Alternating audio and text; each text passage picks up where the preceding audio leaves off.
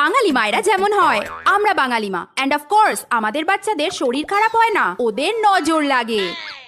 আমরা বাঙালি মা and of course বাচ্চাদের উত্তম মধ্যম পেটানোর পর আমরা যা বলি, এখন তোদের একটু শাসনও করতে পারবো না, এত বড় হয়ে গেছিস তোরা। আমরা বাঙালি মা অ্যান্ড অফকোর্স আমাদের যখন বাচ্চাদের থেকে কিছু চাওয়ার হয় তখন আমরা যা বলি, জানিস বাবু বাবলু আছে না, ওর মাকে এবছর খুব দামি দামি দুটো শাড়ি কিনে দিয়েছে। আমি অবশ্য বললাম আমার অনেক আছে, আমার লাগবে না।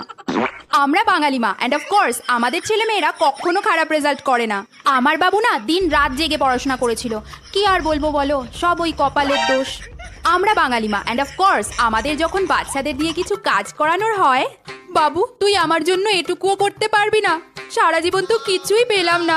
আমরা বাঙালি মা অ্যান্ড অফকোর্স আমরা মুখের ওপর বাচ্চাদের না বলি না, যা করবে করো, আমার কোনো কিছুতেই কোনো আপত্তি নেই, শুধু তোমার বাবাকে একবার জিজ্ঞাসা করে নিও, নাহলে তোমার বাবাই আমায় পরে 1000টা প্রশ্ন করবে।